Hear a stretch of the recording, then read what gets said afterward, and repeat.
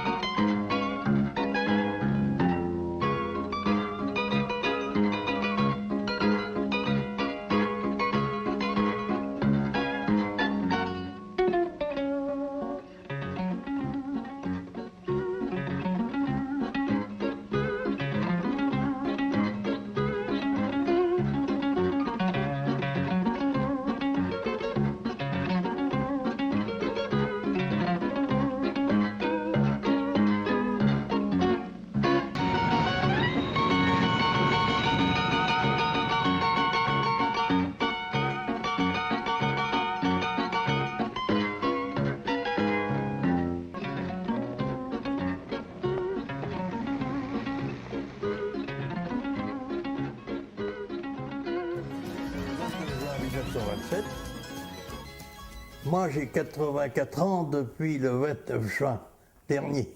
Alors, moi, je suis en 3e position. L'aîné Henri, puis René, qui nous a quittés il y a 3 ans, et puis Gérard. Je suis la sœur de Jeanne, Thérèse, la deuxième de la famille. Je suis née à Montlouis, de Nueil-sur-les-Aubiers. Et je suis repartie de Montlouis avec toute la famille à Boisdon-Girard à l'âge de 11 ans. Je suis née le 4 janvier 1928, 83 ans et demi. Mon frère aîné était Roger. Eh bien, je suis Gérard Toru, le 4e de la famille. J'ai fait ma scolarité à l'école primaire de Brie-Chaussée. J'ai 78 ans. Je suis le 5e de la famille, le frère de Jeanne, bien sûr. Je suis né en 1936. Il fait 75 ans à la fin de l'année. Je suis né à Nueil, à Montlouis. Je suis arrivé à Clazet, j'avais 1 an. On est arrivé à Clazet en 37, donc 36, 37.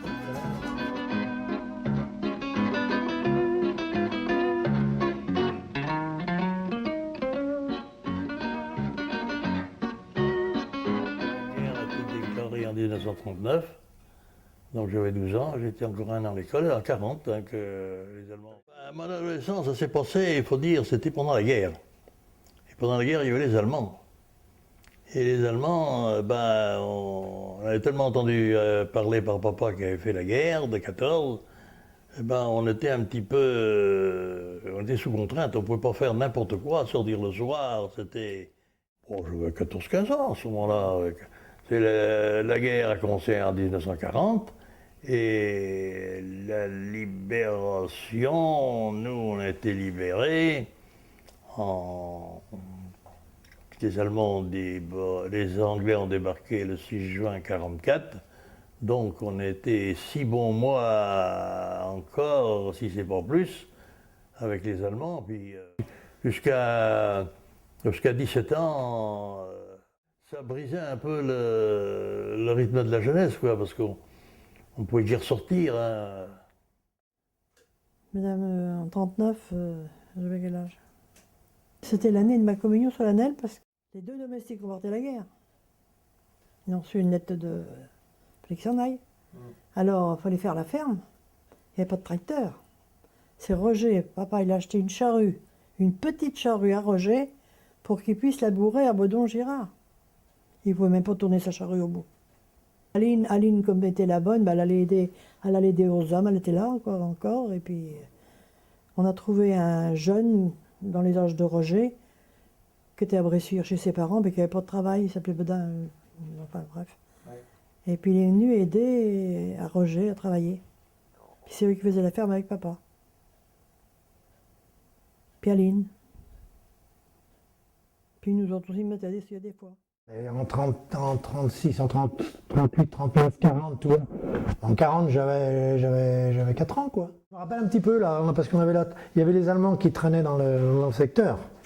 À l'époque, alors moi j'étais jeune, mais on a des souvenirs un petit peu quand même de ça, quoi.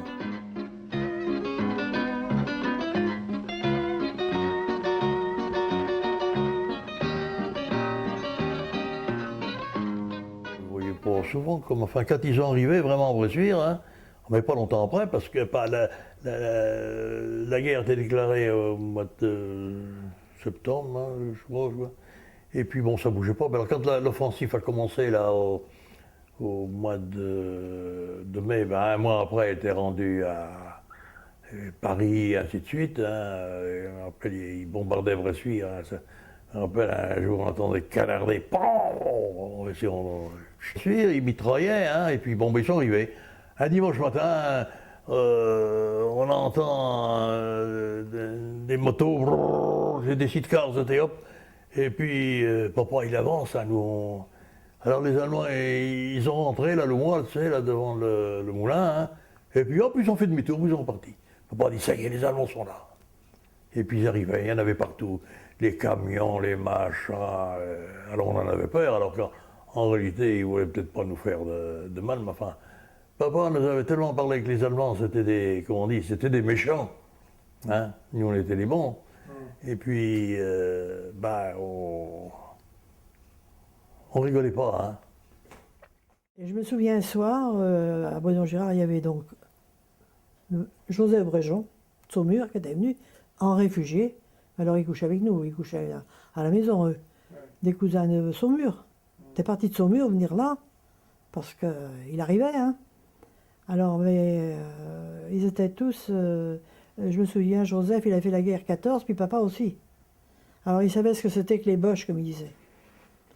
Il en avait peur. Alors je me souviens un soir, il commençait à bombarder, à lancer des... Je sais pas quoi, sauter moi. Puis on avait moitié peur, hein. Alors ce qu'on a fait, ils nous ont mis, je sais pas que c'est fin, on a tous été couchés dans la grange, juste en face de Bressuire, là. Et puis eux, ils montaient la garde au cas qu'il y aurait des Allemands qui arriveraient, papa puis Joseph. Puis on était tous allongés dans la grange, là-bas couchés, une ou deux nuits, parce qu'on avait peur d'eux. Et même, bon, après, en 40, je ne me rappelle plus en quelle année, moi, parce que c'est trop vieux, en 40 et... peut-être en 41, qu'ils ont bombardé le château d'eau à Terve et tout le bazar, là. Ils bombardaient Bressuire aussi, quoi. Ils ont bombardé à l'époque. Alors nous, c'était un petit peu ridicule, mais ils nous emmenaient, je me souviens, un soir qu'ils bombardaient, et on entendait les avions allemands. L'année, je te le dirai pas, c'était 41, j'en sais rien. Ils nous avaient emmenés dans la grange, tu vois, la grange à pension, là, la grange où... à côté des écuries, soi-disant, on ne pouvait pas rester dans la maison, alors que c'était ridicule, parce que tu sais, cette grange qui était construite en parpaing, Elle n'avait pas beaucoup de résistance plus que la maison, mais enfin, tout le monde avait la trouille, il faut dire ce qui est. Ouais, alors ça, tu te rappelles quand même, quoi. Je me souviens que les réfugiés arrivaient à Bedon-Girard avec des charrettes, des voitures, et puis tout, puis ils venaient se loger. Ils cherchaient des logements pour se mettre quelque part des Ardennes, hein, du Nord. Alors un jour, je me souviens, avec Jeanne Bruno, je revenais comment on appelait ça, de la retraite, à Clauset, avec le père, je sais pas qui.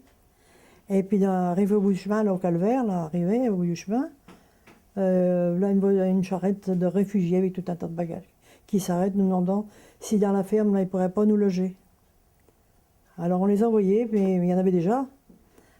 Alors, il arrivait là, il y en a qui ont parti à la Martelière, puis d'autres qui ont resté chez nous. Puis on les avait mis dans un écurie. Alors papa, il avait étendu de la paille tout le long, partout, dans toutes les écuries qui étaient vides, pour qu'ils puissent se loger.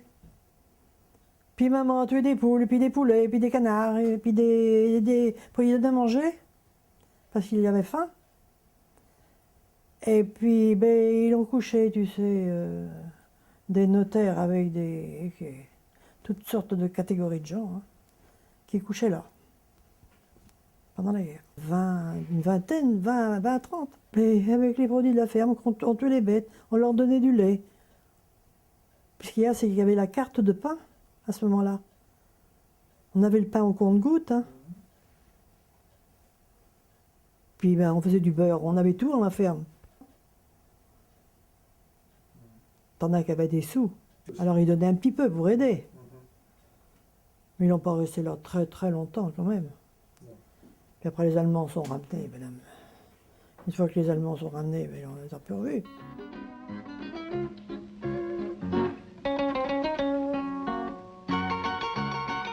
Nous, dans les campagnes, on avait à manger, parce qu'on buvait des produits de la ferme, il y en avait toujours, quoi. Mais il y avait les gens de la ville, et puis il y en a qui venaient de loin, si on pouvait leur fournir des œufs, alors c'est ce qu'on appelait le marché noir, quoi. Alors il y en a qui en profitaient pour vendre ça à des prix abominables, parce que c'était pas trop le cas chez nous. Alors comme il y avait le moulin, bon, le pain était rationné, c'était du pain noir. Il fallait tout mettre dedans, le son, etc., quoi. Alors les cultivateurs venaient la nuit, parce qu'il fallait... Hein.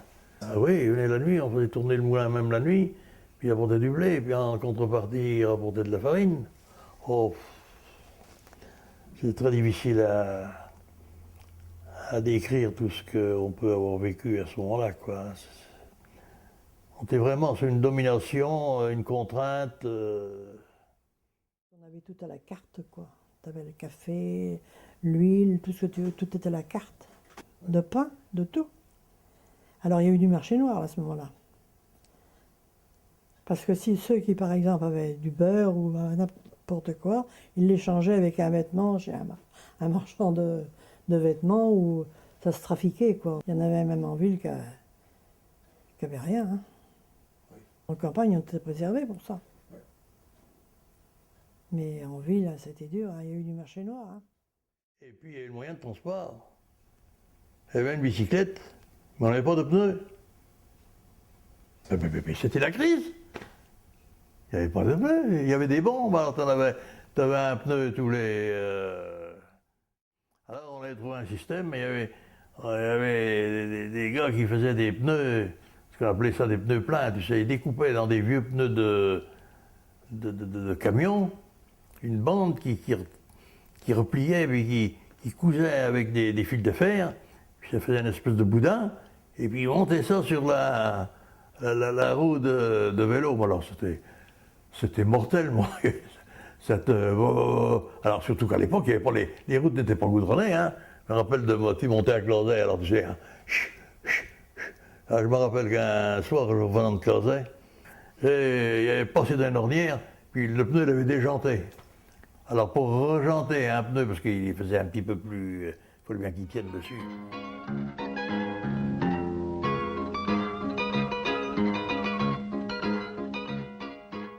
Non, il avait tout bloqué, quoi. Il s'était emparé de tout. Puis... Mais remarque, il y en a qui ont venu loger là, à Blanche-Coude, là. Alors nous, tout près de chez nous, là, il y avait, je sais pas si tu te rappelles, du moulin à vent là, du Moigny. À l'époque, il y avait sa toiture, puis ils avaient fait un poste de garde, là. Ils étaient là avec des jumelles, là, puis ils avaient construit une espèce de bâtiment à côté où il y avait une dizaine d'Allemands qui étaient là en permanence. Ils prenaient leur repas clasé là, au café Gattard, là, ils leur faisaient à manger. Et ils étaient là, alors, ils surveillaient avec leurs jumelles, alors donc on savait qu'il fallait se tenir à carreau. Et puis ils se promenaient, puis tu sais, avec leurs bottes, et puis on n'en barrait pas large. Hein. On n'osait même pas sucer la route, des fois. Mais c'était pas loin de là. Hein. Si on voulait, par exemple, aller à Nueil ou aller, on passait par Brie-Chaussée. Pour Jean faire quelque chose dans le coteau, je ne sais pas si tu l'as dit. Raconte. Il a voulu faire, parce qu'il y avait l'eau qui venait, puis il voulait arroser un petit peu le haut du coteau. Pour que l'herbe pousse, quoi. Alors il avait fait un espèce de petit muret en ciment. Ben, les Allemands ils l'ont découvert du poste, puis ils sont venus le trouver. Puis je ne me rappelle plus ce qui s'est passé. Il a dit ce qu'il faisait. Il croyait qu'il faisait quelque chose. Je me souviens, même à Clazet, j'ai commencé à l'école à Clazet, j'avais peut-être 5-6 ans, j'en sais rien, et il faisait du tir. Il faisait du tir. Ouais. Quand tu sors de Clazet, sur la droite, tu as un petit pré là. Alors quand tu se rendais de l'école, moi j'avais à moitié la trouille, je voulais pas passer. Et, tu sais, alors on comprenait pas trop ce qui se passait quand tu es petit. Tu vois. Alors les parents, c'était pareil. Ils voulaient mettre leur fils à l'école à Courlay. Alors on faisait la route, à pied, 4 km le matin, 4 km le soir. Et même, je me souviens, je ne me rappelle plus en quelle année c'était, et quand ils ont mitraillé le château d'eau de Terve, avec des avions, c'est des avions et puis les mitrailleuses dessous, là, ils ont décidé, il était 9h le matin, on s'en allait à l'école à Courlay. Je me souviens très bien, il était 9h à peu près, à peine 9h. Ils ont défoncé le château d'eau, ils l'ont percé, quoi, de Terve. Puis on les voyait, les avions. Oh, t'es pas très fier. Hein. Je me souviens qu'il y en a un qui arrive, il y en a deux boches dans la cour, dans le village, en petite carle, comme leur espèce d'engin qu'il avait. Et puis maman dit, cours chercher ton père, qui est dans le champ de la vigne, va le chercher, qu'il vienne. Puis il est venu, c'est qu'il voulait un veau pour le lendemain matin. Il réquisitionnait les chevaux aussi. Ah oui, histoire de nous embêter, il fallait y fournir du lait. Il nous envahissait, quoi, c'est ça. Puis on en avait peur. Hein. Alors on aurait tout donné. Hein. Et même, ça arrivait je me souviens, chez grand-mère, après, ben, que tante Gabi, ils l'ont fait monter dans le grenier pour voir s'il n'y avait pas des armes. Ils cherchaient les armes. Hein? Puis papy maman était en bas, puis il n'était pas tranquille. Hein. Ces deux boches étaient montées là-haut avec... Oh, il y a eu des trucs, hein, pas drôles. Hein. Puis on avait moitié peur, quoi. Ah oui.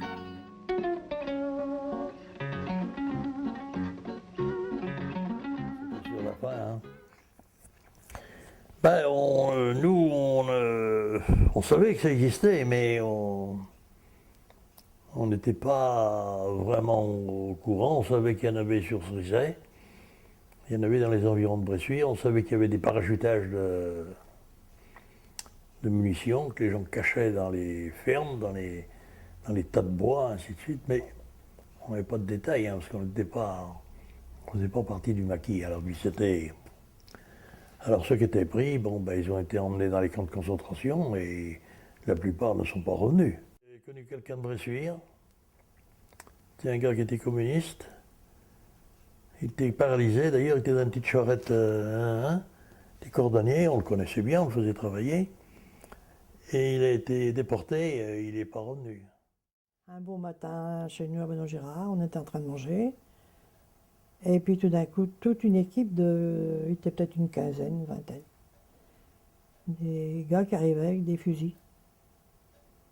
Puis on se demandait ce que c'était que ça. On voyait bien que c'était des Français. Puis c'était des maquisards. Et puis, il a donné à manger.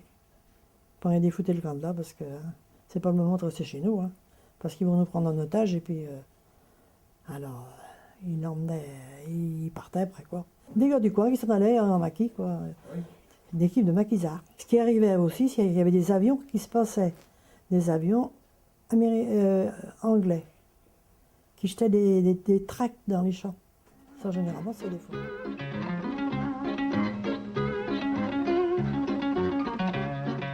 En 1942 ou 43 plutôt, oui, ils ont réquisitionné les jeunes pour aller travailler en Allemagne. On appelait ça le STO, le service de travail obligatoire.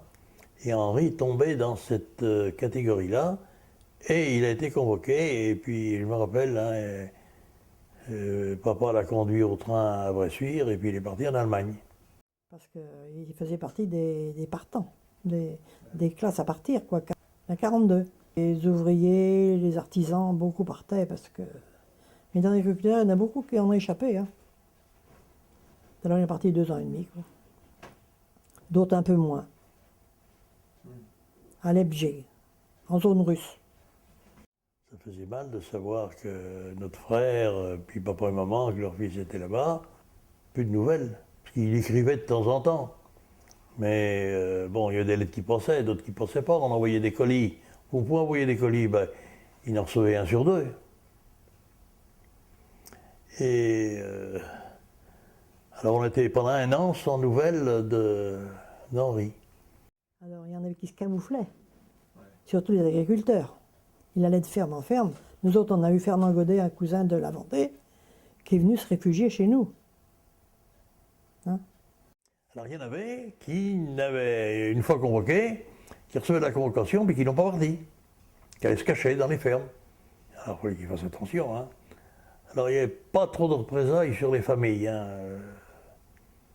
Les familles disaient, bah, il est parti, hein, bon. Je ne savais pas si c'était parti en Allemagne ou ailleurs, quoi. Et on avait un voisin là, qui n'a pas parti, et puis lui, le lendemain de la libération du coin, bah, il a réapparu chez lui, quoi.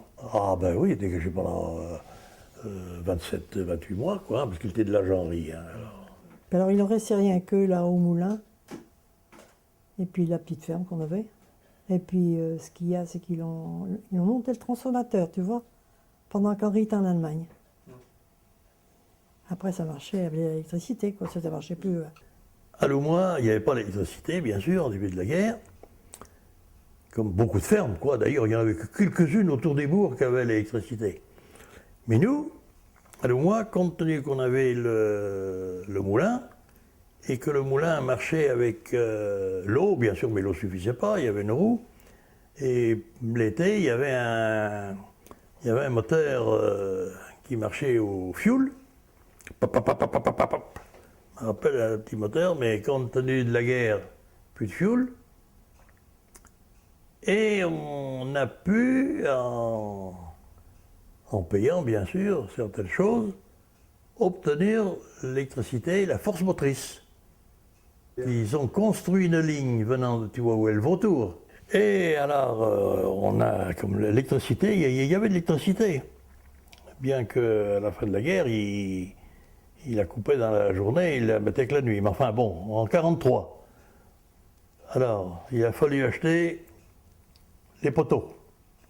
Alors, papa, il avait été acheter des petits fûts de chêne à Blanchewood, là. Hein. Alors, il en fallait une quinzaine, je crois, pour faire la ligne. Alors, on les a emmenés, on les avait tous pelés, là, tu sais. Alors, ils étaient un petit peu... C'était pas des poteaux droits comme on voit aujourd'hui. Et le fil, il n'y a pas de fil de plomb, de cuivre. On avait acheté, il y en avait à l'époque, on avait été acheter des rouleaux de fil, mais en métallique, du fer. Il y avait de la perte, mais enfin, papa avait été acheter ça à Niort, chez Veillon, à l'époque. Et puis il y a une société qui était venue pour établir cette ligne. Et on avait loué un moteur électrique et un transformateur provisoire. Alors, il nous avait loué un moteur, alors le moulin tournait avec le moteur électrique. Alors, on avait automatiquement l'électricité dans la maison. Et puis, on avait acheté, aussitôt, on avait acheté un un poste de télé, un vieux poste de télé, pas de télé, oh, je raconte des conneries, une radio. Poste radio, là, tu sais, comme autrefois, là, tu sais, oui, à Lampe, d'occasion, à Bressuire. Ah, tu penses que c'était. Je me rappelle le premier soir qu'on avait ça. Hein. Oh, j'entendais les gens parler et de la musique et ainsi de suite. Et puis surtout, on écoutait Radio Londres, qui était brouillé d'ailleurs. Alors on écoutait, hein, les Français parlent au français, etc. Alors ça, c'était quand même un mieux, parce que avant, il faut les éclairer avec des lampes à pétrole, des lampes à carbure, c'était une catastrophe, quoi. Hein. Et dans la maison, tu avais une lampe à pétrole, tiens, tu vois, comme il y en a une là-bas sur le buffet. Mais il y a beaucoup de fermes dans les campagnes qui n'ont eu l'électricité qu'à partir de 1946, que ça s'est mis partout, quoi. Et quand la libération est arrivée, que l'Allemagne a capitulé, qu'ainsi de suite, quoi, bon, notre Clarzec avait un camion. Il s'est trouvé là-bas à la gare et puis il l'a ramené, je me rappelle. Et quand on était là, on attendait, hein, et puis Henri levait les bras en l'air, là, et puis il nous faisait bonjour. Hein. Et puis, ben voilà, c'était en 45.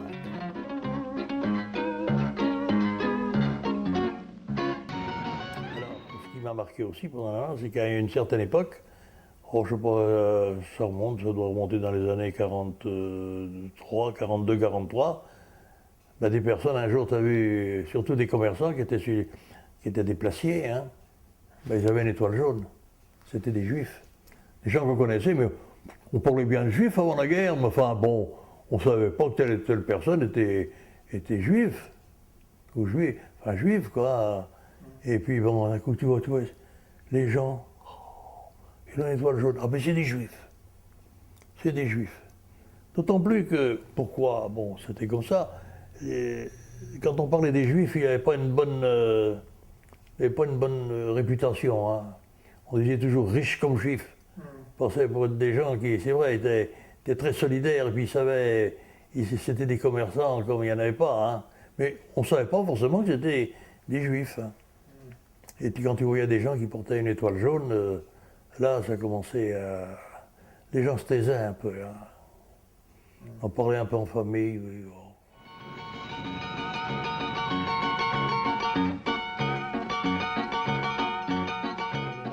Qui faisait toujours plus ou moins, tu sais, le maquis, là, qui faisait plus ou moins de conneries. Alors, puis ils ont foutu le feu à Srisa et tout ça. C'était un peu de la vengeance des Allemands. Mais une histoire de mon travers, il y a eu des gens fusillés, quoi. Les Allemands, ils se ramenaient dans les fermes et tout ça. Hein. Et les Allemands, ils étaient en furie, là. Je me souviens quand Srisa a brûlé, moi j'étais en vacances à Montlouis, tu vois. C'était le jour de la batterie, ils battaient, c'était au mois de août certainement.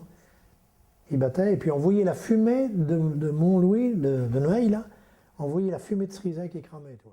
Ça, c'est le 25 août 44, là, que les Allemands partaient, parce qu'ils partaient. C'est ce moment-là qu'ils ont parti, on a été libérés à ce moment-là, à la fin d'août. Ben, ils ont brûlé Srisa. Ils avaient pris des otages parce que la veille, il y avait des maquis là-bas, vers Saint-Mamin, et comme les convois allemands partaient, ils avaient mitraillé le convoi allemand, et puis ils avaient tué un officier allemand, alors là-dessus, représailles, ils ont brûlé tout Srisa. Puis ils ont pris je ne sais pas combien d'otages, surtout sur Saint-Mamin. Et ils ont bombardé Srisa, il y a 2 femmes qui ont été tuées. Madame Mougel puis sa fille. Je me souviens des noms comme ça. Et à Srisa, à Saint-Mamin, ils ont dû prendre une dizaine de personnes, ils les ont mis dans le cimetière, puis ils les ont fusillés, des gens qui étaient pour rien. Hein. Ils les ont ramassés comme ça dans le bourg, des gens qui se trouvaient là. Hein. Je gardais les vaches.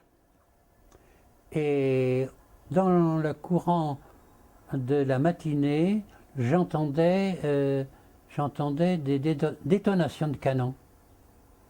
Mais bon, je m'en préoccupais pas tellement, c'était pas sur place. Et puis je n'imaginais peut-être pas ce que ça pouvait être, quoi. Hein. Et c'est le soir qu'on a appris par quelqu'un que Srisa était en train de brûler. Et ben, les gens, enfin papa, maman, Et les autres ne s'étaient rendu compte de rien du tout. Mais en montant en haut du champ, un peu plus haut, on voyait une grande colonne de fumée, hein, qui montait au-dessus de Cerizay.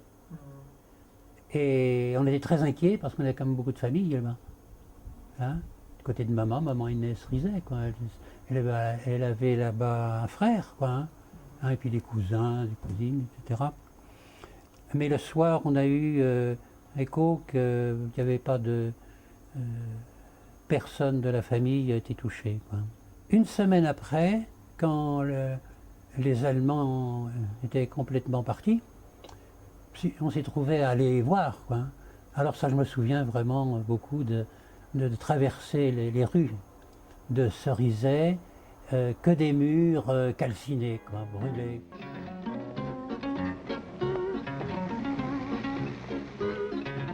Les Anglais ont débarqué le 6 juin 1944, donc on était 6 bons mois encore, si c'est pas plus, avec les Allemands. Puis,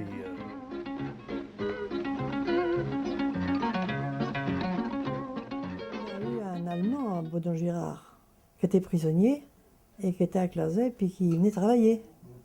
Alors, comme il manquait de main-d'œuvre, il y avait des réfugiés allemands, des prisonniers allemands qui étaient à Bressuire. Ils ont débarqué là-bas à Bressuire et ils les ont emmenés à la gare de Clasay. Ils en ont emmené une quinzaine à Clasay. Puis il fallait que les agriculteurs qui avaient besoin de personnel aillent choisir un Allemand. Alors papa est en cherché un. Il s'appelait Hans Carmen, puis il est venu travailler chez nous. C'était un gars chouette. Ils n'étaient pas tous pareils. Et il logeait dans une maison à Clasay, en dessus de la maison Mémé autrefois. Et puis Georges Billet les renfermait tous les soirs, le garde champêtre. Il mangeait chez nous, autrement, oui. Enfin, les gens qui les prenaient, comme les parents là, qui les prenaient, ils avaient des ordres qu'il fallait s'occuper d'eux, puis les mettre au boulot et tout, quoi. Et il ne fallait pas qu'ils mangent avec le reste de la famille, quoi. Il fallait les mettre à manger à part. Il y avait une règle. Mais la règle n'a pas duré longtemps. Alors le gars qui Hans Kerman, il s'appelait. Très très gentil. Alors qu'est-ce que tu veux, bon, des gars comme nous, ils ont envoyé là. Alors au début, Pépé, il avait mis à sa table tout seul à manger, la première fois. Et puis après, il a dit non, ouais, arrête tout ça là. Puis viens manger avec nous, ça va quand même pas plus mal. Il n'avait jamais mangé d'artichaut, je me souviens, il n'avait jamais mangé d'artichaut, il mangeait les feuilles avec. On l'avait appris à manger des artichauts. Mais vachement sympa. Hein. Puis après, il couchait avec nous, dans la même chambre que nous. Puis on s'entendait bien avec lui. Moi, j'étais tout jeune, j'avais peut-être à peine 10 ans, quoi. Et on l'a eu, je ne sais pas combien de temps, je ne me rappelle plus d'1 an. Et il faisait la veillée avec nous. On avait un petit chien ratier, il aimait beaucoup ce petit chien ratier, il s'amusait avec, comme nous. Oui, puis il savait qu'il avait des frères de mort à la guerre, il ne savait pas ce qu'il retrouverait. Parce que lui aussi était en zone russe là-bas, il était en zone. Et quand il est parti de chez nous, il a pleuré. Parce qu'il ne savait pas qui il retrouverait là-bas, il ne savait pas. Il ne savait rien. Il avait une grande ferme là-bas, il avait des grandes fermes. Là. Il était en ferme avant. Et quand papa est parti il est parti le conduire à la gare, et on avait un petit chien, un tout petit ratier, il était toujours avec lui. Et on l'a puré le chien après. On s'est demandé s'il ne l'avait pas emmené. Et quand il est parti, il pleurait presque, hein, ils étaient attachés à nous, quoi. Il nous avait promis de nous donner des nouvelles. Et il n'en a jamais donné parce qu'il était à la frontière là-bas de Russie, je ne sais pas où, là. À l'époque, qu'est-ce qui s'est passé là-bas, j'en sais rien, on n'a plus jamais entendu parler de lui. Roger avait été en Allemagne, en voyage d'études avec la maison familiale, je ne sais pas quoi. Il a essayé de vouloir y aller, mais il n'a pas pu. Je me souviens que, justement, tu parles de Roger, là, quand à Baudon-Girard, on n'avait pas de tracteur. Il labourait, alors avec les bœufs. Et il disait toujours oh, Roger, bientôt, tof, tof, tof, tof, tof, tof. Baudon-Girard, bientôt. Parce qu'eux, il y a longtemps qu'il en avait. Pas mauvais. Ah oui, t'es équipé là-bas en Allemagne. Hein. T'es plus moderne que chez nous. Hein.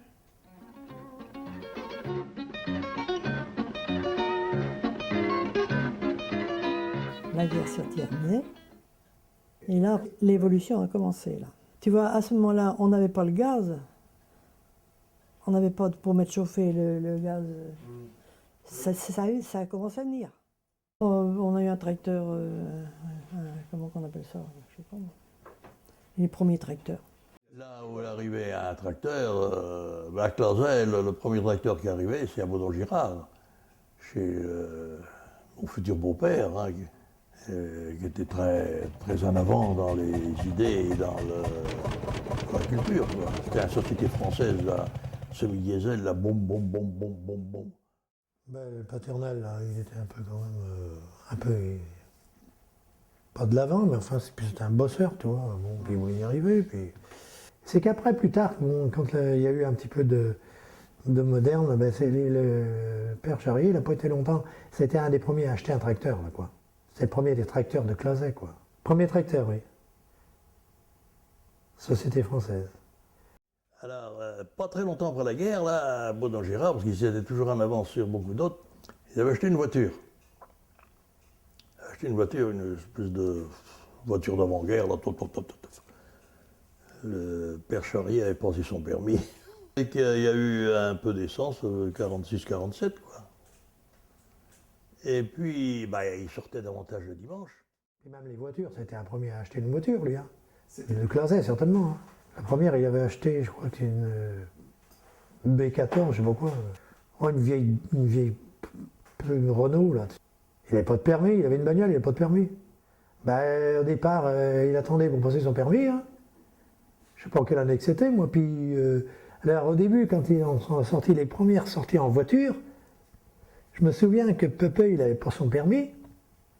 Alors, il voulait emmener toute sa famille quand même chez un tonton, un frère à mamie, là, à mamie, tonton Camille, qui était aux touches de Clessé. Alors, comme il n'avait pas de permis, puis qu'il voulait se servir de cette voiture quand même, il y avait Camille Gory, qui était boulanger à Terve à l'époque, qui avait son permis, lui, parce qu'il avait peut-être 18 ans, mais il a eu son permis de bonheur. Il l'avait embauché, Camille Gory, pour venir nous conduire, passer un dimanche là-bas aux touches de Clessé, tu vois, un peu le chantier. Alors je pense qu'on devait être tous dans la bagnole, quoi, et puis Camille Gory qui nous conduisait, quoi. Et Camille Gory, ça rappelle encore, il m'en a parlé il n'y a pas très longtemps encore. Mais après, il a dû passer son permis, puis il conduisait comme il pouvait. Après, il avait acheté une 402, puis après Roger est arrivé, bon, il avait son permis, lui, bon, après Roger, il conduisait. Oui, puis il commençait, bon, il se démerdait, il avait un petit peu plus, et puis bon, là, j'arrivais pour lui, puis il était un peu plus moderne, puis c'est lui qui a amené beaucoup le moderne après.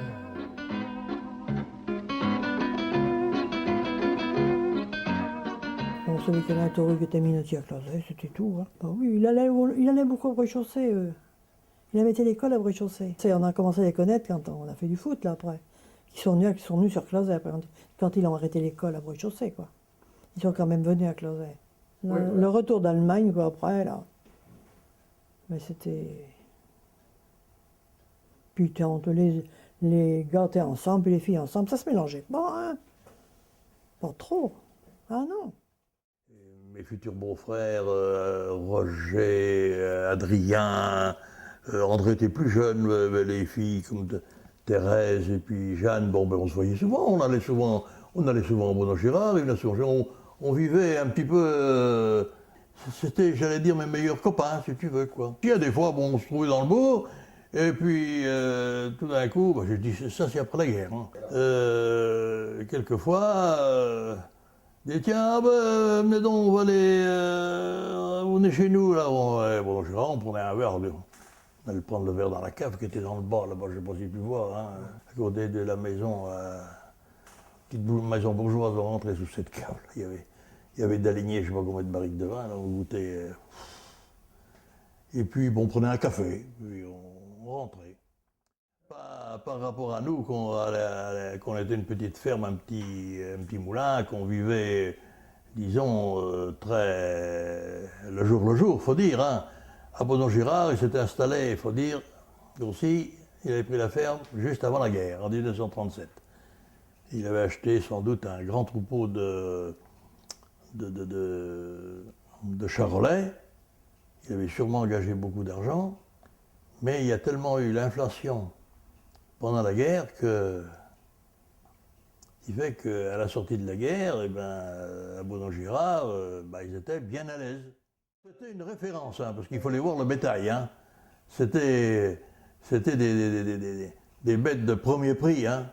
Il fallait voir les bêtes qui étaient en engraissement, parce qu'il y avait comment on dit, l'écurie aux vaches, puis l'écurie aux bœufs, où il y avait les taureaux qui étaient à l'engraissement. Ça valait le coup d'œil. Hein. Il avait de bonnes techniques. Hein, d'abord, la ferme, c'était une grande ferme. Hein, c'était 50 hectares. À Clazet, il n'avait pas beaucoup. Hein. Et puis c'était de la bonne terre, qui était très difficile. Hein. Elle l'est toujours d'ailleurs. Hein. Et il avait. Puis bon, le père Charrier, c'était un bon cultivateur. Hein, il avait des rendements. C'est un bon soigneur. Bon, quand tu vois une bête qui pèse le double qu'une autre, hein, elle ne coûte pas forcément le double à nourrir. Hein, donc, d'origine, parce qu'il était originaire de Neuilly sur les Aubiers, le grand-père Charrier, c'était pareil. Hein, ils avaient à l'origine du charolais, ce qui n'était pas vraiment courant partout. Hein. Les meilleures bêtes, les meilleures qualités, les meilleures formes, ils sélectionnaient. Hein, la première fois que je suis rentré dans cette écurie, moi, je n'étais pas très grand à l'époque, hein, puis j'ai vu ces bêtes. Ah, ça m'avait soufflé un peu hein, par rapport à ce qu'on avait chez nous, des petites vaches de petits chalets. Là, qui étaient... Et ce qu'on faisait beaucoup, on allait, après, quand on était jeunes, on allait voir des théâtres, par exemple, à Courlay, on s'en allait à pied. Toute une équipe de jeunes, on s'en allait à pied, aller voir un théâtre à Courlay, voir un théâtre. Puis on faisait du théâtre après, étant plus vieux. Non, on s'est connus au théâtre. Ben oui. Papy était machiniste là, enfin, lui il bricolait l'électricité, puis il mettait tous les lumières, puis tout ce qu'il y avait à faire. Alors on s'est connus comme ça. Le dimanche, on allait à la messe, puis au vêpres. On restait ensemble en groupe. On allait aux répétitions. Alors là, c'est autre chose. Je me souviens qu'un soir, de répétition, de théâtre, c'était la répétition générale, puis c'était l'abbé Clisson qui dirigeait ça.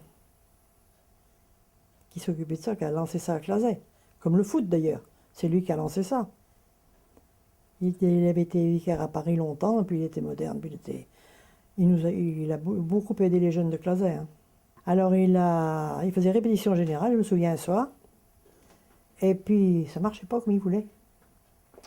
Alors il a fallu recommencer. Puis il était 1h du matin, puis papa, il a vu que Thérèse et puis Jeanne n'étaient pas rentrées. Alors là, ça bardait. Hein. Je me rappelle, c'était tout gelé dehors. Ça faisait froid, c'est un froid de canard. Et puis on revenait à Bonon-Girard, toutes les deux dans le chemin. Puis on entendait 2 sabots qui venaient. On s'est dit, ça, c'est papa. Oh bon sang, il faut reprendre. Et puis... alors, d'où vous venez? Qu'est-ce que vous faisiez? À 1h du matin? Au lit tout de suite, hein? Et puis vous allez voir demain. Demain, il nous a appelé un peu plus tôt, c'est tout. Puis il a été trouvé l'abbé Clisson. On y a expliqué ce qui nous était arrivé. Puis après, il a tout trouvé l'abbé Clisson qui a sûrement pris un savon. Ouais. Des trucs comme ça, tu sais.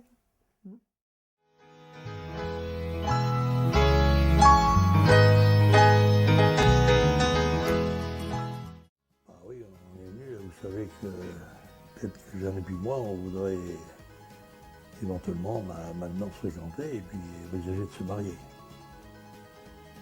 Je me souviens aussi des repas de batterie, autrefois. Et les foires aux bêtes, il y avait quand même des marchés de bêtes bestiaux. Alors René, Zézette et puis Jeanne et puis moi. Et là, on est allé carrément visiter la ferme. Et puis bon, ça nous a plu quand même parce que... Je sais que quand on a joué au Rouge et le Braconnier, j'ai joué dedans, mais j'avais 16 ans, et on faisait des chasseurs avec René Toru. On avait 2 paroles à dire, c'est tout, quoi. C'était tout un truc, quoi. Ah oui, René Toru, grand René.